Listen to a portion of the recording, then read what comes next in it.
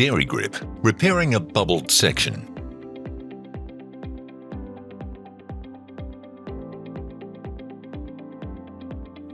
To repair a bubbled section, use chalk to mark the raised edge to be cut and removed. Next, use an angle grinder to trim the initially marked section. Overlap the trimmed section onto the opposite side. Use chalk to mark the final excess for removal. Then use an angle grinder to remove the final marked excess. After the excess has been removed, the DairyGrip mat should lie flat on the floor without any bubbled section.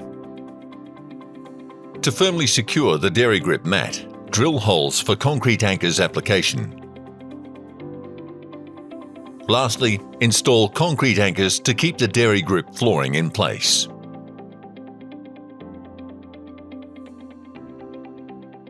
DairyGrip durable rubber flooring. Versatile, low cost and long lasting. Visit rubbergem.com to learn more.